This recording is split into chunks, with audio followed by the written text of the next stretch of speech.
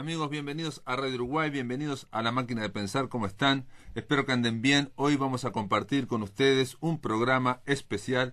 Saben que estamos haciendo un ciclo que se llamado Encuentros de Novela en la Asociación Psicoanalítica del Uruguay. Es un ciclo que está coordinado por Laura Verísimo y bueno, el que nos han invitado para conversar en torno a novelas de un escritor francés muy famoso, Emmanuel Carrère.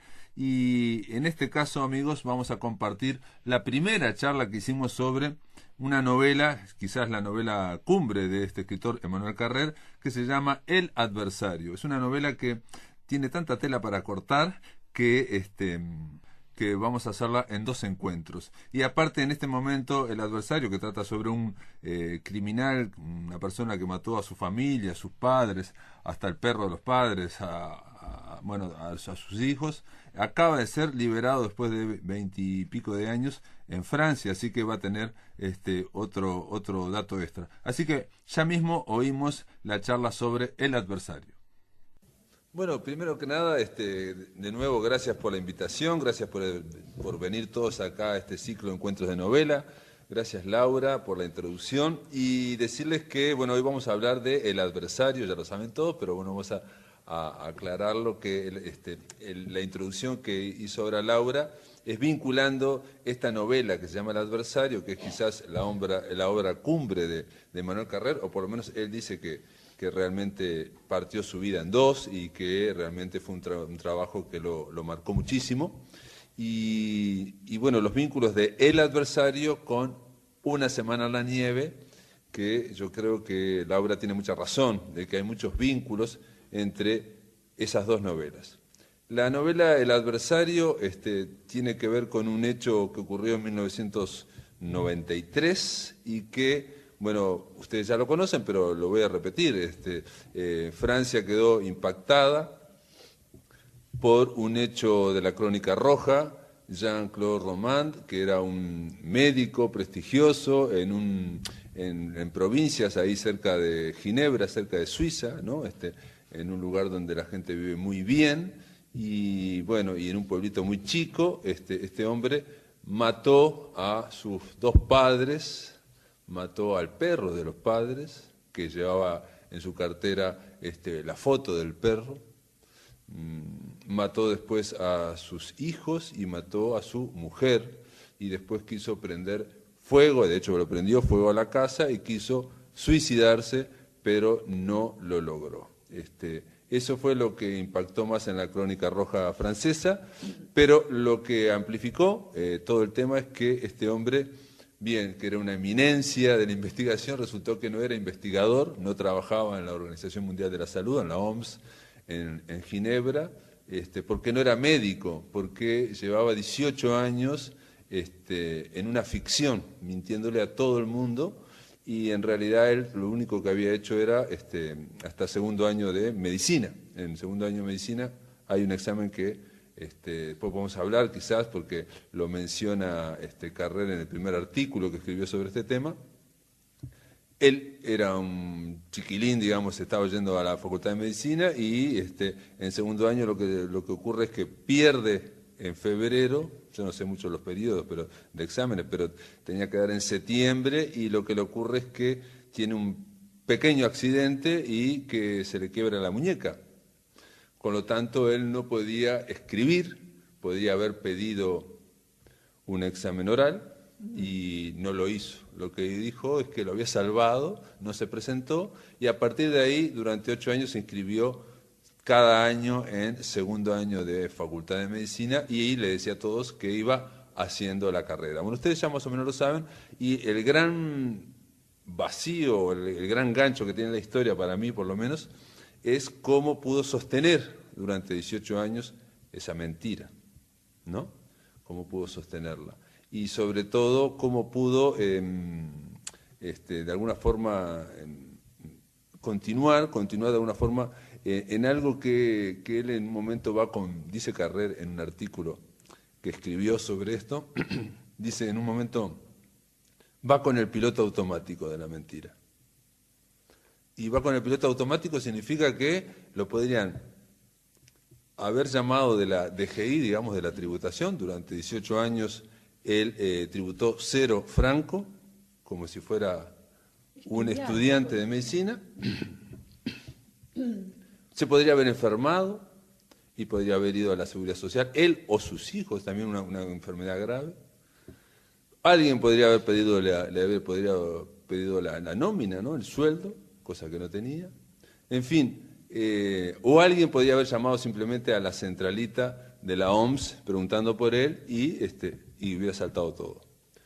Él todo eso lo ignoró y lo convirtió en una especie de abstracción y continuó hacia adelante. Y después lo que dice Carrer es que increíblemente no ocurrió nada de esto. Se podía haber caído en cualquier momento esa mentira. Y Carrer dice en el artículo, y si alguien lo hubiera descubierto, si lo hubiéramos descubierto en ese momento, hubiera sido una mentira casi simpática, casi confortable, dice, porque es parecida a la mentira, dice Carrer, de aquel que tiene buena pinta y se hace pasar en los vernissages de las embajadas, ¿no? Los típicos perejiles que decimos nosotros, ¿no? Que van, saludan, en fin, y hacen toda una ficción, y en realidad detrás no hay nada, ¿no? No son embajadores, no son del grupo diplomático, no son de ningún lado, pero sabemos que existen, ¿no? Se ha hecho, aquí en Uruguay se hizo incluso un documental sobre los perejiles. Y bueno, Carrer lo pone que hubiera sido una mentira similar a esa, excepto que cuando tuvo el miedo de que le iba a ser descubierta esa mentira, asesinó a todo el mundo. Digo, asesinó a todo el mundo porque él pensaba que hubiera sido peor que lo descubran, que la gente hubiera sabido la realidad, la gente que lo quería.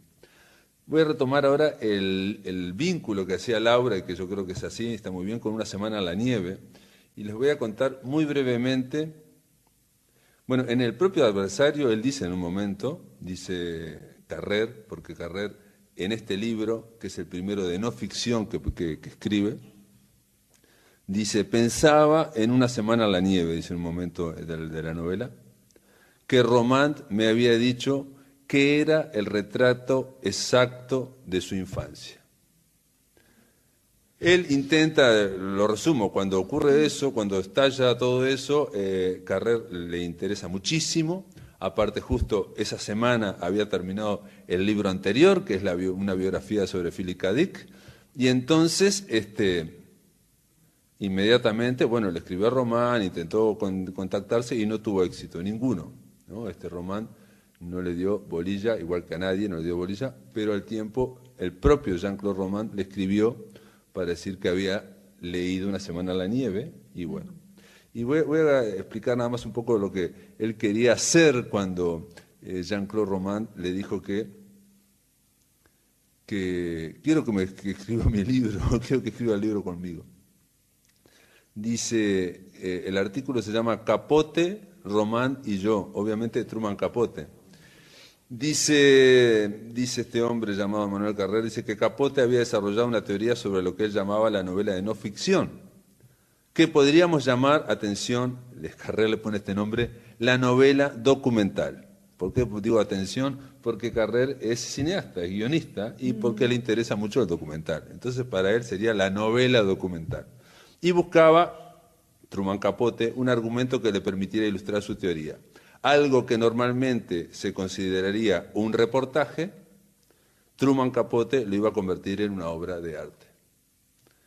Entonces, ese era el modelo que tenía Manuel Carrer para escribir El adversario. Le escribió a Jean-Claude Romand, le dije que quería comprender, que quería cartearme con él, que quería hablar con él, y él no me respondió. Desistí. Después empecé a escribir un libro de ficción, dice Emmanuel Carrer en este artículo, que se llamó Una semana a la nieve, que no tenía nada que ver y sin embargo hablaba exactamente de lo mismo.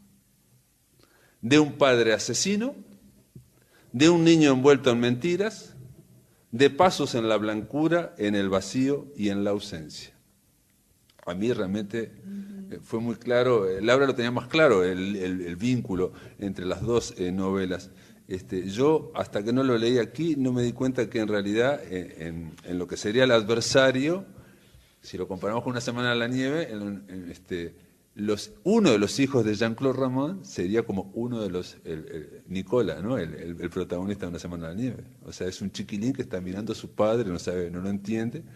En El adversario también podemos presumir que uno de esos dos niños tampoco entendía a su padre y lo ve haciendo cosas raras. Bien, el tema es que... Nicolás es Román de niño. ¿Sí? Bueno, está muy bien eso. Yo no lo había pensado. Con lo cual el capitulito que Néstor Zaguiretti puso la palabra que faltaba, esos otros de los ecos que recibí. ¿Estás, Néstor, por ahí? Sí. Que pensamos con Néstor como una prolepsis, como algo que adelanta el futuro. ¿Cómo sería? A ver, explícamelo. Claro, porque es un capítulo, ¿se acuerdan? Donde él dice, 20 años después, Nicolás se encuentra con Hotcam. Pero la cuestión es que cuando lo hablamos en el primer momento acá, y después tú me escribiste, la primera idea mía fue, bueno, qué alivio, en esta cosa tan tremenda, Carrer tuvo necesidad de decirnos, sobrevivió, llegó hasta los 20 años y en mejores condiciones que el otro, que era el líder de la clase. Pero vos sabés que después me vino la angustia, o nos dice, esta es la infancia de un asesino. Claro, el Román dice que era el retrato exacto de su infancia, sí, lo dice claramente. Digo, hay una cosa aquí muy... No lo dice, no. En el artículo... A ver, bueno...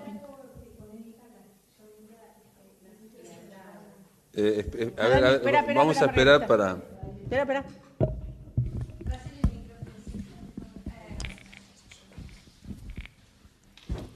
Gracias. Se me ocurría que hay algo que podría, uno de los elementos, ¿no?, que podría conectar, son las frialdades referidas tanto en Una semana en la nieve como en El adversario, que hacen cuerpo, que hacen carne, que hacen esa imposibilidad de expresión de lo que se siente. Román, ¿no?, ocultando sus emociones, todo lo que tiene que ver con el sentir, con moverse, lo que acaba de leer Laura hace un momento en Una semana en la nieve, la presencia misma de la nieve y la construcción de una soledad inquebrantable, de alguna manera, en algún punto, me hacía evocar a mí, a partir de Una semana en la nieve, estuve repensando cómo había sido mi experiencia para alguien del sur, ¿no?, cuando tuve ocasión de estar en la nieve, en los bosques nevados, y primero esperar la nevada y después ver desaparecer todo y quedar delante de un paisaje completamente uniforme, completamente blanco, de un blanco peculiar. Y pensaba, ¿no?, en Una semana en la nieve, en la novela, eso que aparenta ser todo tan uniforme, en verdad encierra algo que es diferente. En ese grupo de niños, en esa semana buenísima, habitual de ir a esquiar y demás, hay un niño que es diferente, y es diferente desde su frialdad, es diferente desde lo que oculta su pensamiento, ¿no? Entonces hay algo que va a irrumpir en la nieve, justamente. Interesante, es interesante. Si me permiten, cierro la idea simplemente de lo que le pasó a este hombre llamado Manuel Carrer, porque al releer la novela uno se fija más también en la forma, ¿no? Y él lo que establece en este artículo básicamente es que el modelo de Truman Capote es el modelo similar a Flaubert, ¿no? El narrador es omnisciente, lo sabe todo y es como Dios, está en todas partes pero no se ve en ninguna, ¿no? Y es lo que él quería hacer. Obviamente lo que dice Emmanuel Carrer de Truman Capote es que precisamente hizo cada año, digamos Carrer cada año leía como un objetivo, volvía a leer A Sangre Fría y cada año la veía mejor y la veía mejor. Y entonces lo que decía es que se dio cuenta que era una obra maestra, que era perfecta, pero que tenía una trampa, que era que Truman Capote no está en la novela y él es uno de los amigos, uno de los personajes más importantes, por lo menos en la vida de estos delincuentes, digamos, que fueron ejecutados en Estados Unidos, por lo menos en los últimos 4 años, ¿no? Entonces desapareció Truman Capote y él lo que pensaba, y aparte le pasó algo así que para cerrar la novela, ya sabemos todos, era fundamental que ejecutaran, digamos, que hubiera un cierre en la novela, y entonces, entre otras cosas, los delincuentes creo que creían que Truman Capote era un gran amigo, aparentemente era un gran amigo, pero por otro lado Capote les garantizaba una amistad y después les pedía, el propio Truman Capote rezaba y le pedía a sus amigos que rezaran para que la apelación fuera rechazada y para que fueran ejecutados. Dice Manuel Carrer, obviamente de sí mismo, dice, la pena de muerte no existe en Francia, no existía en Francia, yo no conocí ese tormento, el más espantoso me imagino que pueda sufrir un escritor. Pero, digamos, siguió, digamos, a través de las cartas, las visitas a la cárcel, supe, dice Manuel Carrer, lo que era la intimidad con un asesino, que a pesar de todo te otorga su confianza. Y digo a pesar de todo porque siempre yo le aseguré a Román que yo no era su abogado y que yo no iba a escribir su versión de la historia. Pero Román incluso accedió a que le dieran el expediente. Ustedes no sé si saben, pero viste el sumario en Francia, el expediente es de cada uno de los presos. Entonces era tan grande el expediente, el sumario de Román, que se lo dio el sumario de la instrucción, que se lo dio a Carrer. Y dice Carrer, es una pila de cajas de cartón el doble de alta que yo, y en el momento en que escribo esto la guardo dentro de un armario, lista para devolvérsela cuando salga a la cárcel. Y ahí empieza a contar cómo intentó hacer la novela, porque tardó 5 años. Tomé centenares de notas, fragmentos de relatos escritos desde distintos puntos de vista.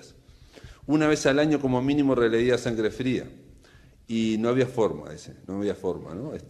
No había forma de terminarlo hasta que en un momento cae Carrer en una depresión y decide, yo me obstinaba en querer acopiar a Sangre Fría, en querer contar la vida de Jean-Claude Román desde afuera con el apoyo del sumario y de mis propias pesquisas, y cruzaba los puntos de vista y me preguntaba sin cesar cuál versión iba a contar yo. Finalmente cayó en una especie de depresión y comprendí que había empezado, en un momento dije, dice básicamente, que agarró dijo, no voy a terminar esto, no lo voy a hacer, y un día a manera de catarsis escribió, sin torturarme por primera vez, escribí una frase sin pensar en editarla, ¿no? La mañana del sábado 9 de enero de 1993, mientras Jean-Claude Román mataba a su mujer y a sus hijos, yo asistía con los míos a una reunión pedagógica en la escuela de Gabriel, nuestro hijo primogénito. Continué de ese modo y solo al cabo de algunas páginas comprendí que había empezado a escribir el libro que se me escapaba desde hacía tanto tiempo. Al aceptar la primera persona, al ocupar mi puesto y ningún otro, es decir, al deshacerme del modelo de Truman Capote, había encontrado la primera frase y bueno, el resto no fue fácilmente, pero siguió por su propio impulso. Digamos, ese fue un poco el trayecto que lo lleva a Carrer y de hecho a partir de ahí empieza a decir que no escribe, lo dijimos nosotros, novelas, ¿no? Que escribe no ficción. Y bueno, básicamente ese era el entorno en el cual hizo esta gran novela y que yo pensaba, como pienso que pensarán todos ustedes, por qué le interesa tanto, y él mismo lo dice, por qué me interesa tanto. Y también encontré un artículo, pero si quieren después lo comento, pero básicamente a él le interesa mucho la gente que tiene doble, triple y cuádruple vida, ¿no? O sea, muchos tipos de vida, y explica un poco por qué, digamos, ¿no? Básicamente. Amigos, continuamos escuchando la charla en Encuentros de Novela sobre El adversario. Bueno, básicamente cuando uno ve un retrato o un autorretrato, sabemos que hay una pericia del pintor, ¿no? O sea, hay una intervención artística, hay una recreación, y es lo que hace él también con su literatura, ¿no? ¿Te parece, le damos la palabra a los que quedaron enganchados con la bomba anterior? Sí. No, yo quería decir, pensando en la comparación de Una semana en la nieve y El adversario, que no sé hasta dónde lo puede estar reflejando a Román Nicolás. Si bien podemos pensar que es una historia dolorosa, con problemas familiares, con secretos familiares, con distancias, con incomprensiones, pero creo que Nicolás, a pesar de todo eso, tiene una vida de fantasía mucho más rica que Román. Y que tiene una capacidad de angustiarse que Román no la tiene. Como que uno cuando lee cómo describe Nicolás sus padres, lo que vivía en relación a ellos, los detalles, cómo lo cuenta, es muy diferente a cuando uno lee a Román, que es algo sumamente frío y como descriptivo, sin afectos. Sí, sin duda. Me parece que hay una diferencia bastante grande en cuanto como a la capacidad simbólica, diríamos, de Nicolás, que en Román. No pensaría que Nicolás pudiera convertirse en un asesino, por ejemplo. Aquí un informe, digamos, psiquiátrico en la novela, que introducen un breve informe psiquiátrico en la novela. Copiaba para mí, dice Román, copiaba Carrer para mí pasajes de los informes psiquiátricos. Y dice, en el caso actual, y esto es del expediente, ¿no? O sea, esto es de lo que sería el psiquiatra forense, ¿no? Creo que se llama así. En el caso actual y en un cierto nivel arcaico de funcionamiento, Jean-Claude Román no establecía bien la diferencia entre él y sus objetos de amor. Formaba parte de ellos y ellos de él en un sistema cosmogónico, totalizante, indiferenciado y cerrado. En ese nivel no hay mucha diferencia entre suicidio y homicidio, cierre comillas. Entonces Carré continúa, cuando yo le pedía detalles sobre su vida en la cárcel, tampoco era más concreto. Me daba la impresión de que no se interesaba por la realidad, sino solamente por el sentido que se oculta detrás de ella y de que interpretaba como un signo todo lo que le sucedía, en especial mi intervención en su vida. Entendí que contaba más conmigo que con los psiquiatras para hacerle inteligible su propia historia y más que con los abogados para hacerla comprensible al mundo. Eso como el escritor, ¿no?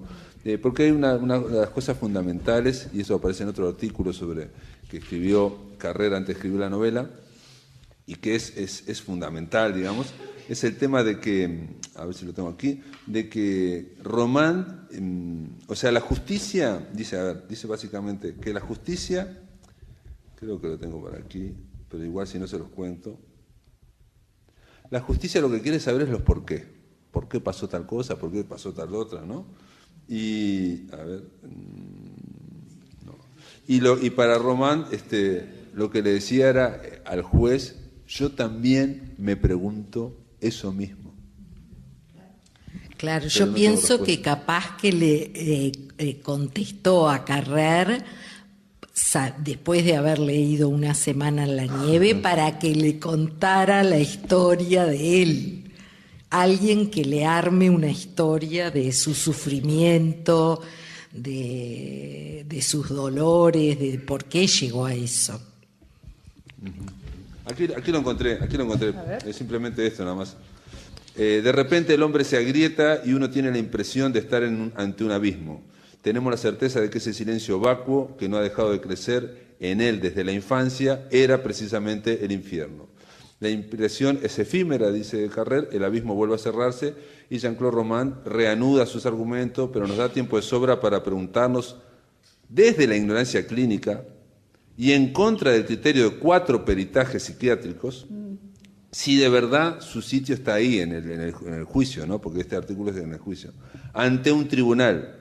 Y si lo que hemos sentido que nos recorría el espinazo no era la glacial corriente de aire de la psicosis.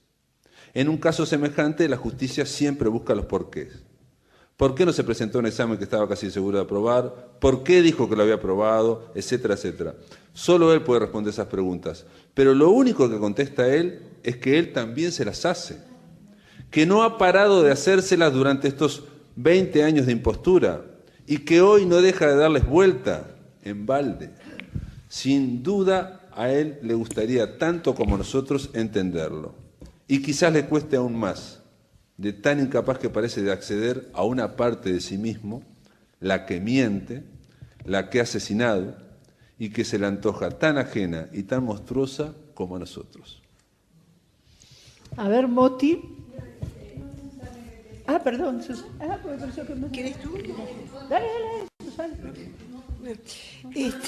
No, yo quería contar que hace muchos años que conocí este libro a través de Gladys en tu audición. Muchas gracias. En Solo para ti, ¿no? De Radio sí, la Uruguay. Columna Solo para ti, Gladys. Solo para ti.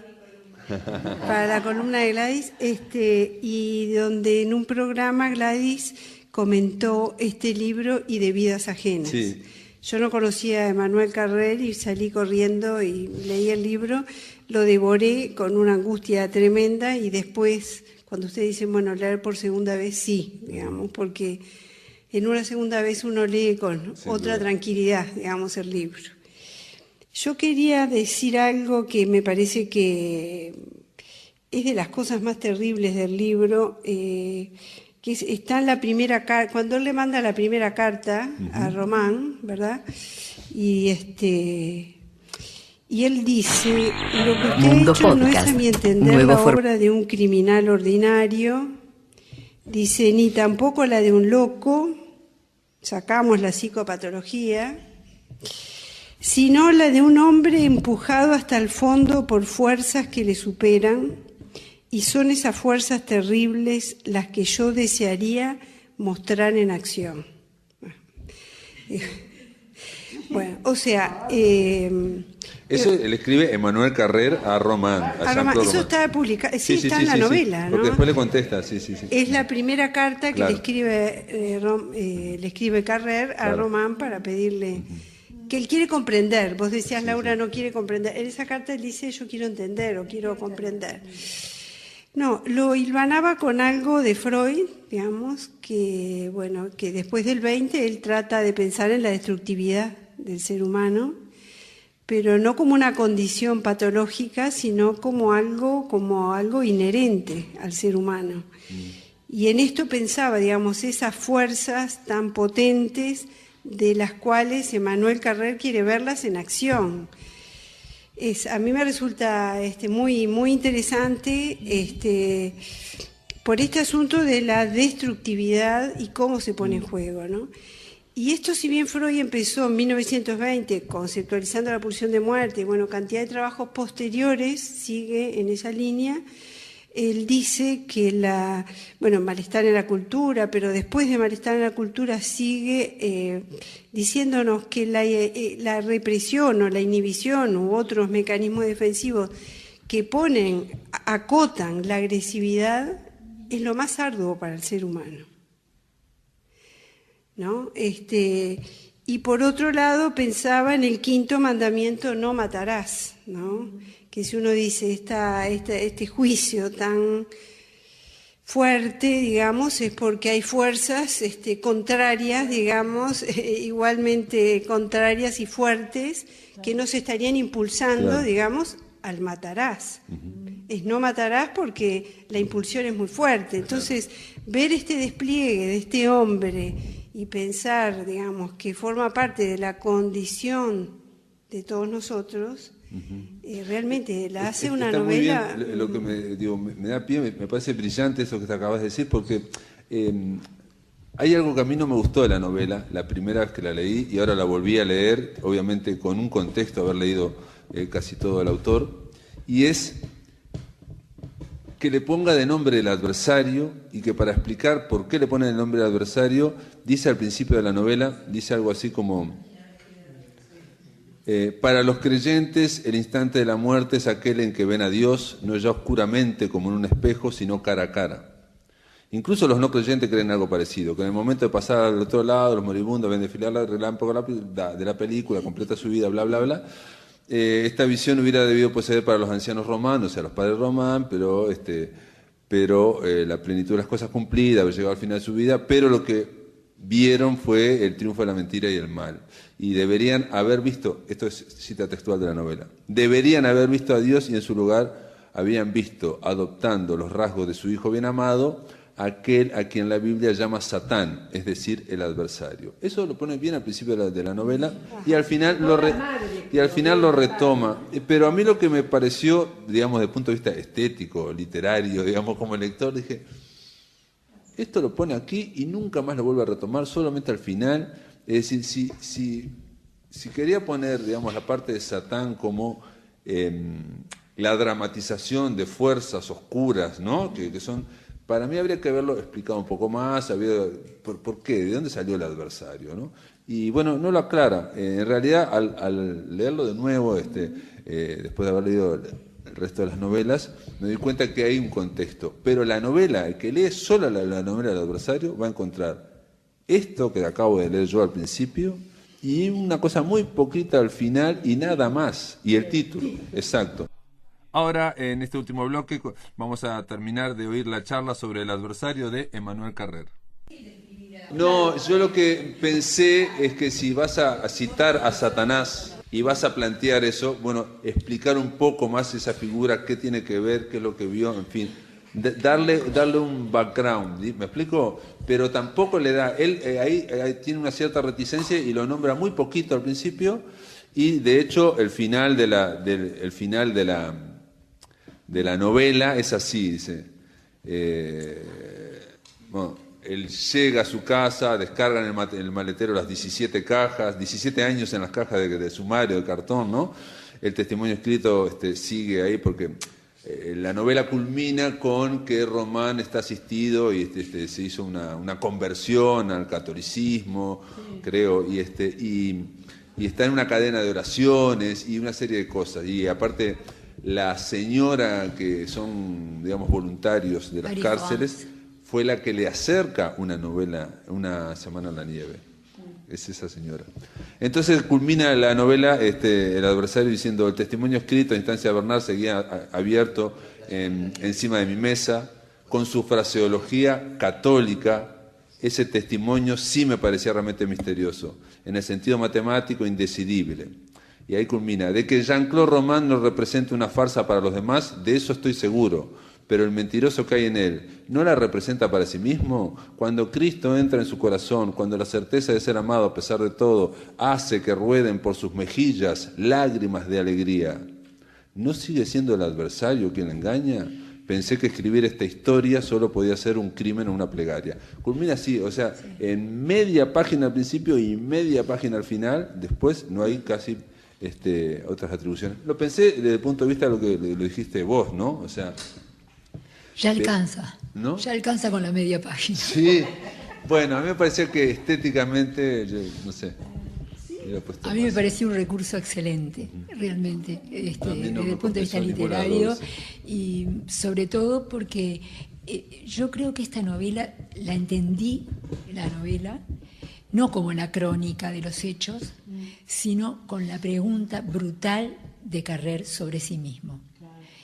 A mí me parece que lo que vale de esta novela es la historia de Carrère, el hecho de que él dice, es encontrar mi lugar en su historia. Yo creo, él lo dice explícitamente en la última carta, en la carta del 21 de noviembre, y creo que todo este movimiento que él hizo de creación tiene que ver con un proceso propio del propio escritor, que por eso no le venía bien lo de Truman, porque Truman no estaba, claro, y estaba ausente, y él estaba metido en todo eso, pero no pudo, lo que hizo Carrère, claro, yo creo que lo que hizo Carrère fue meterse él en esto, y se ve que él necesitó hacer ese proceso y ver cuánto de ese adversario le tocaba en la historia a él, como para poder escribir, porque él se preguntó por qué le importaba tanto esto, por qué le interesaba tanto esta historia, y por qué todas las historias tienen algo de terrible en lo infantil. Eso todo es algo que es un proceso interno muy profundo en este escritor. Y a mí me parece que lo que importa, lo que más me hizo, me tocó, fue la conmoción de Carrer frente a esta situación y las preguntas que él se hace, que son las que no se hizo o que se hace, pobre hombre, pero también cuando le dice querido Román, suena una cosa que a uno uno siente como algo que se le conmueve adentro, es muy sorprendente toda esta cosa de identificación. Voy a quebrar una lanza en eso. Sí, no, pero yo no es que lance ninguna lanza, simplemente me pregunto todo esto, esta proximidad que él establece con este hombre y el sufrimiento que él le adjudica a Román, que no sabemos muy bien qué pasa con los sentimientos de Román. Yo estoy de acuerdo con lo que dijo Vivian. Este hombre, digamos, hablamos de suicidio, ¿no? Pero yo me sorprendí mucho porque él se puso un pijama para incendiar la casa. Es decir, como para ponerse en el lugar de que él no había sido, que él había sido tan víctima como su familia. Del supuesto hombre de negro. Del supuesto hombre de negro. Él se pone de antemano un pijama para matar, para incendiar la casa. Y además fue a las 4 de la mañana, cuando sabía que los basureros iban a pasar, iban a ver el humo de la casa. Y también pudo abrir la ventana para no asfixiarse con el humo. Es decir, hay todo una cosa oscura en eso del supuesto suicidio. Entonces, más, digamos, no es, simplemente es un elemento más de pregunta, de interrogación, en donde si este hombre realmente es la nieve. Es la nieve que oculta algo que ni él mismo puede descubrir y que él es puro adversario. En algunos momentos, cuando está matando, es el adversario que toma. ¿Cómo fue que dijiste tú? Se hace movido por fuerzas oscuras. Movido por fuerzas oscuras, como dice Freud, las fuerzas oscuras. Y Carrer lo dice también, ¿no? Es puro adversario. Y entonces, ¿hasta qué punto todo esto toca algo de este hombre? Y si esa cuestión de la religión que pasa mucho en la gente, que ocurre mucho en las cárceles y en los lugares de reclusión, esta búsqueda de un Dios que perdona todo, yo creo que todo esto me toca a Carrer. Sin duda, lo toca muy de fuerte, y que lo que esta novela me dejó a mí es la conmoción, es la identificación del lector con la conmoción de Carrer frente a esto. Sí. La angustia de Carrer, es la angustia de Carrer que es la que nosotros sentimos frente a esto, y él en esa conmoción. No sé, claro, no me parece que Moti, bueno, tocas, ahora te paso a varios cosas, por eso me parece que no podemos agotar estos temas hoy.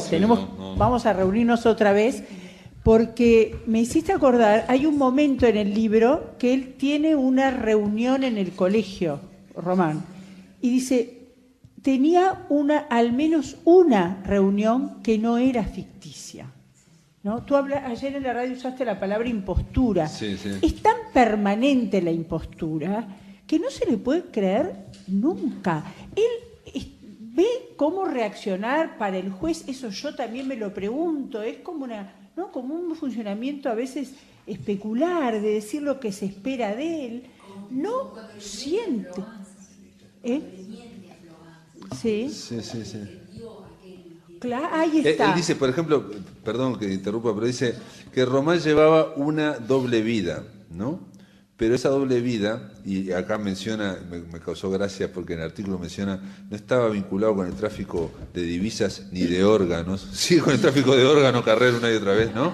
Dice, Román había llevado una doble vida para aparentar lo que pretendía ser. Él le dedicaba la suma exacta de trabajo y de energía que habría necesitado para hacerlo realmente, ¿no? Y entonces, desde entonces, dice, le preguntan a partir de cuándo se hizo imposible volver atrás, no se sabe, lo único que sabemos es que no pudo. Y desde entonces, desde ese momento, su vida empieza a transcurrir en dos planos, y esto me parece importante en el artículo. Uno, en una ficción que todos confunden con la realidad, ¿no? Que es la ficción. Y en el otro, en una realidad que no es real para nadie, ni siquiera para él mismo. O sea, lo que está haciendo en la realidad, digamos, en la doble vida, como él no es nada, ni siquiera para él es una realidad. Pues hay algo del orden del vacío y de la nada. A ver, Carolina. Es una doble vida rara, rarísima. Sí, ahora escuchamos a Carolina y te damos la palabra, Esperanza. Dale, Caro. No, tendría muchas cosas porque esta novela se presta realmente para pensar desde varios ángulos, ¿no? A mí me dio la impresión de un hombre de un gran sufrimiento, ¿no? De alguien, esos encierros, esas depresiones que él cuenta y más allá del personaje, a mí me impactó los otros, ¿no? Cómo alguien, que es lo que se pregunta Carrer, ¿no? ¿Sí? Cómo alguien puede estar 10 años anotado en una universidad y nadie se dio cuenta que no estaba cursando.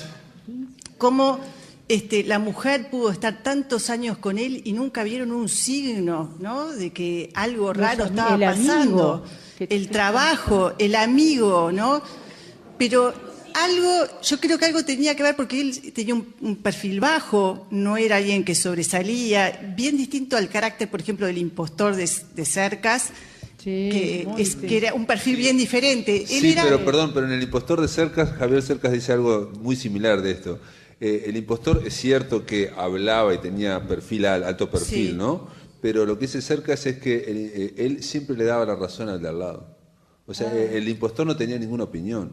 Entre dos que discutían, el impostor hablaba mucho y siempre quedaba en el medio.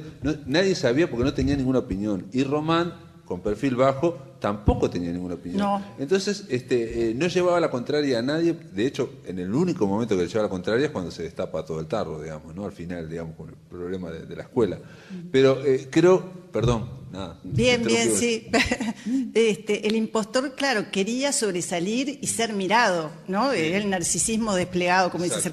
Él era el hombre que quería pasar desapercibido, humilde, ¿no? Mientras tanto iba también quedándose con el dinero y las fortunas de todos los que estaban alrededor, todos confiaban plenamente en él. Nadie nunca desconfió, nunca fueron a llamar al trabajo en más de 10 años. Pero ¿qué pasaba? Era alguien que también sufría por la indiferencia, me parece, de los demás, porque no era querido, era más bien rechazado, las mujeres no lo amaban, ¿no? Su mujer hizo un gran esfuerzo para casarse con él. Lo que transmite, ¿no? Carrer es que en realidad era en función de dar lástima, ¿no? El amante también era en función del dinero que él ponía ahí en esa relación.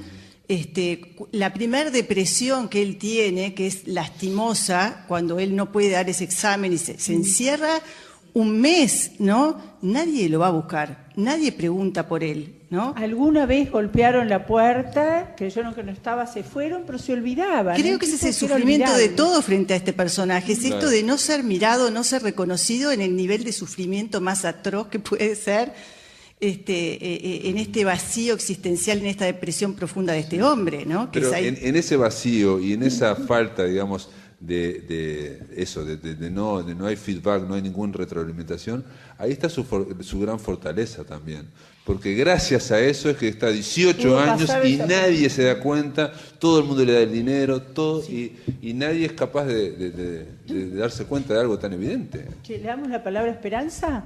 A ver, Esperanza.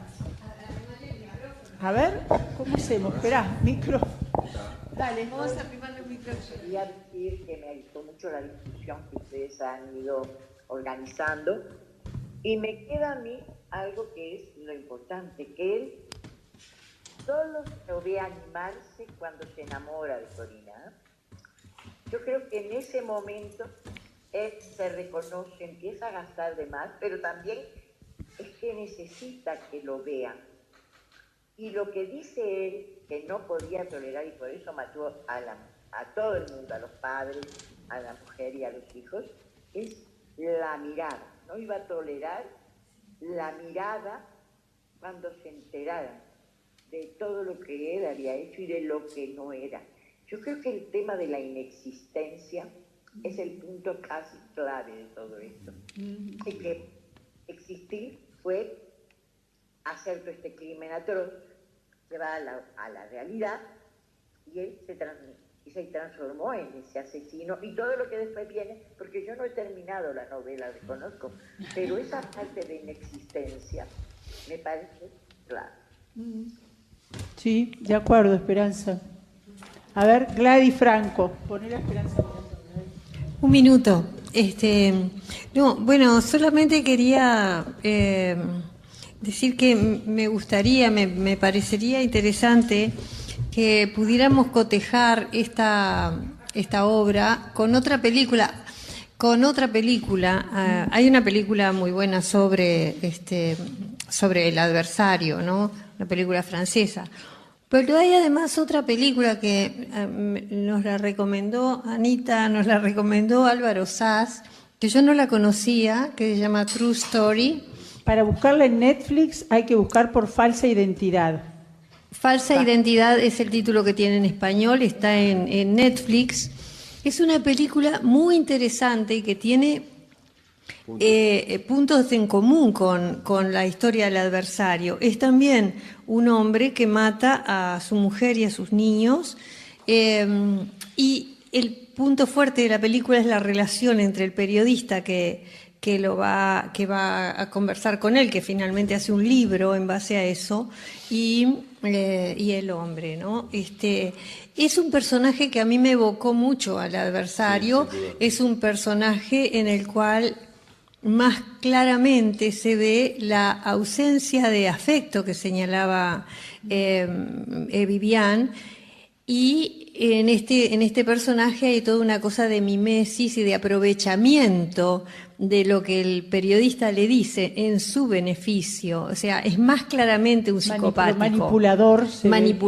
Muy manipulador. Es un narcisismo también, se ve muy fuerte, ¿no? Claro, sí. Pero a mí me parece, que Román se junta, ¿no?, con él en la posibilidad de un acto tan tremendo y después seguir viviendo, porque seguir viviendo, ¿no? Porque uno en la cárcel, yo sentí una ninguno de los dos sabe, digamos, tanto Román como, si lo buscan en Netflix, se llama James Franco, el actor, que es muy importante porque es un actor muy bueno y que se mete en proyectos siempre buenos, y es el que hace de asesino. Y una de las cosas importantes me parece es que ninguno de los dos sabe qué es la verdad al final. Tanto en esta película True Story como en la del adversario, se plantea en algún momento la idea de que vino alguien, un hombre de negro, mató a los niños, intentó inculparlo a él, se fue. En los dos se plantea la misma historia. Y ellos dicen, sí, a lo mejor sí. Y tienen que decir, no es así, no ocurrió, digamos, ¿no? Claro. A mí me pareció que El adversario es un título muy bien puesto. Sí. Porque creo que da cuenta del mal. Hay algo, nosotros estamos con algunas de las personas que están acá, integramos un grupo que estamos trabajando sobre temas, bueno, no importa, o sea, cuando nos encaramos con el tema de la perversidad, la maldad, el mal, ¿no? Y ahí, una compañera que hoy no está, Zuli, decía, pero esto es un término que no nos compete tanto al psicoanálisis, es un término de la filosofía, porque el mal o el bien ponen en juego la libertad del ser humano de optar, ¿no?, hacer el bien o hacer el mal, ¿no? Y ahí está pero si son fuerzas incontrolables. Fuerzas incontrolables están presentes en todos, pero también está la libertad de optar. El hombre toma esa opción. Cualquiera de los dos asesinos toma la opción de matar, ¿no? Podrían haber huido, podrían haber hecho otras cosas, ¿verdad? O sea, está lleno de gente que hace estafas tremendas, ¿verdad? Y huye y desaparece y se va, yo qué sé, y está. Y después vuelven, algunos después vuelven. Claro. No se encuentran y vuelven. Entonces, por ahí. Amigos, espero que les haya interesado, que les haya gustado. Mañana seguimos aquí, que les vaya muy pero muy bien.